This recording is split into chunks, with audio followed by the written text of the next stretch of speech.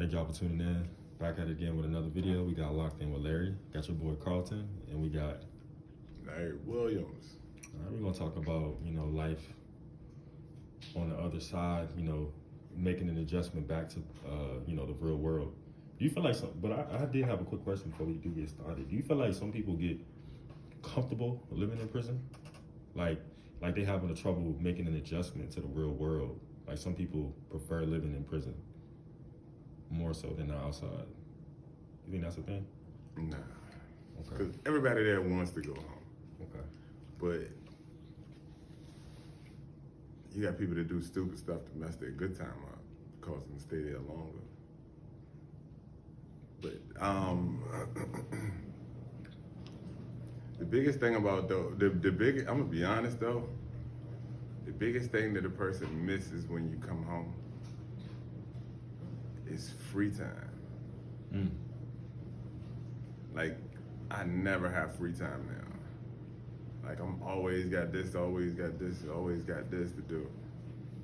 But in there, you had to kind of like find stuff to occupy your day. Right. It's different. You're never gonna get that free time. Like I used to tell people that all the time. Like, I can't even believe I had 2 days off. I had 2 days off, and it felt like I had a week off. That's how much free time I don't have. That's why I was telling you about my stuff. But yeah, that's So what about like, especially like doing multiple years? Do you feel like you starting from like nothing? Like, do you feel like you got some leverage? You feel like you get some, you feel like you have momentum? Like, what does it feel like? Do you feel motivated?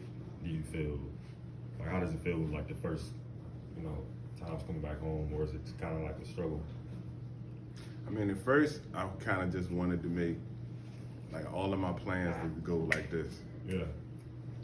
I just wanted everything to be at the snap of a finger. But then now, I just look at it like, okay, I take care of that joint. I get to it. It's not. I'm not rushing no more. But like when I first came home, I was rushing to do this and rushing to do that. I want to hurry up and do this and hurry up and do that because I felt like I had a certain amount of time to reach my goals. Now I just don't even care. Like, I know they're gonna get done, so I don't even put a time limit on my stuff now, for real. Like I told you, I've been planning for a while. But that's the whole thing, you gotta plan before you come home. How far in advance do you plan? I've been planning the whole time I've been gone. But the crazy part about it is, How long is it? actually I've been planning since the first time I left. How long, what was the longest you've been gone though? Well, put it like this. I did 5 years, 10 years, 6 months, and then 9 years. Altogether 24? Yeah. So, but the thing is, I had a plan the first time I went in, but I didn't calculate how my felonies would hold me back. Now,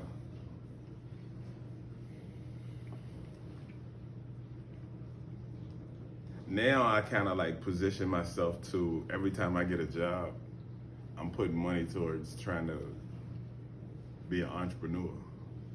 Like, I put money, to the side, because I look at every paycheck is a day is a paycheck closer to bringing me into being an entrepreneur full time. Yeah. You're investing it. Yes. But it's always a good feeling to see people that you was locked up with and how they living out here.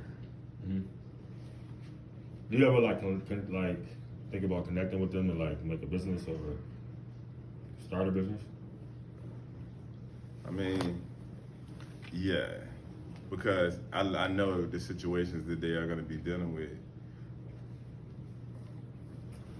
And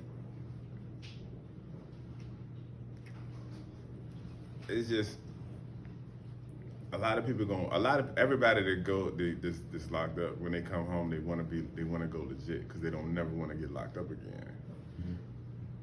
what happens is if their plan to go legit doesn't pan out, then they go back to what they're used to. And what makes people comfortable going back to what they're used to is a lot of times when people have been locked up, most of their friends wasn't locked up. Mm-hmm. And they're still doing the same things that they were doing while the person who was locked up was gone. So when a person is locked up and they see the people that they were friends with, if they're still into illegal stuff, they'll see them and they'll try to avoid that stuff. But when they see that when months go by and they're still doing the same stuff, and that can kind of tempt you. Mm-hmm. And like you'll see them and they be like, shoot, it's been months, they ain't get in trouble, I can go do the same thing and I won't get in trouble.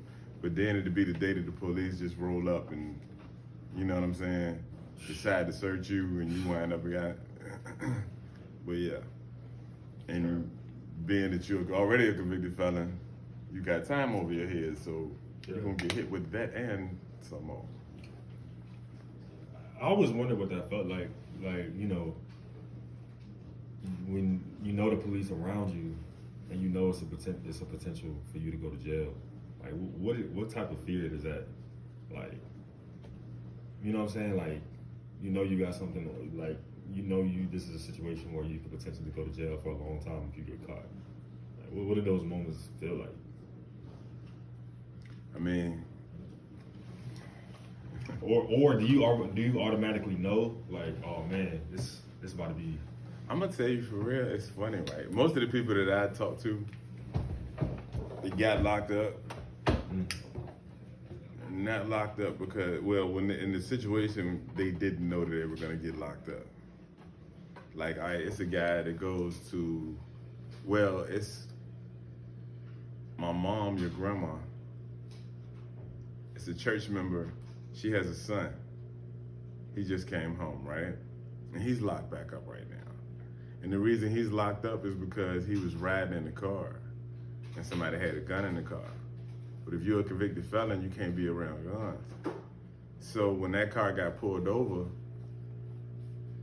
the gun that the person belonged to didn't get locked up because he wasn't a felon.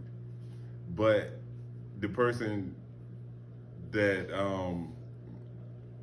my mom goes to church with, her son, he got locked up because he's in the car with a gun, because the law says that after being a convicted felon, knowing and intentionally transporting a weapon described in 18.2-308.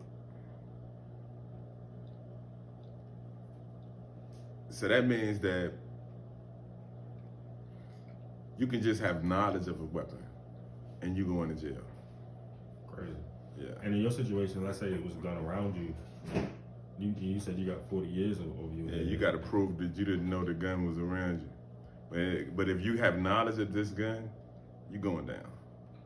Matter of fact, it's so funny. I be telling people, right? Like let's say I had a gun sitting on the stool over there, and just because you and the police knock on the door, I gotta be like, I didn't know it was there. Damn. But they would try to lock you up. But it's deeper than that, though. And if you go on your phone and Google 18.2-308, right? It's a whole list of stuff that you can't have as a convicted felon. Damn. You can't have a knife over 5 inches, for one. Damn. Having a knife over 5 inches, me personally, I would get 5 years mandatory. Any weapon described in 18.2-308. Like a slingshot with over a certain amount of poundage would send you to jail. A taser over a certain amount of voltage would send you to jail. A bow and arrow over a certain amount of poundage. Done. Bulletproof vest is on the list. Really? And that's even to protect yourself. Why is a bulletproof vest on the list? But that's crazy because they send you back to let's say a lot of felons you know, gang affiliated, they go back to the hood, they can't defend themselves. I said they got enemies on the street. And that's the whole purpose. You basically like a sitting duck. That's the whole purpose. Didn't, matter of fact, I'm gonna tell you this. It was a situation. A guy got shot at. He shot back, right? And witnessing this and everything, saying that the people shot at him first. But the dude that shot back was a convicted felon. He still wound up getting like 17 years. Crazy. That's not funny, but it's crazy because the whole thing, he got witnesses that the people shot at him and he shot back. He was defending himself, but he was a convicted felon. So he got the gun charge and probation violation for not keeping the peace. Yeah, it's a system within a system. Matter of fact, I even seen people get time, they violate probation for catching a charge and then they beat the charge. And they still get found guilty for probation violation for not keeping the peace. How I'm not keeping the peace and beat the charge? They be ready to throw the book, man. It's crazy. It's crazy. But yeah, The best thing is just stay out the way. stay out the way, keep a cool head, man. See, that's why, you know, it's definitely best, especially for these young men coming out here with the music and stuff. Definitely best for y'all to stay out of trouble for real, because I can say this, right? To close up, right? Take control over your own life by taking control over your choices.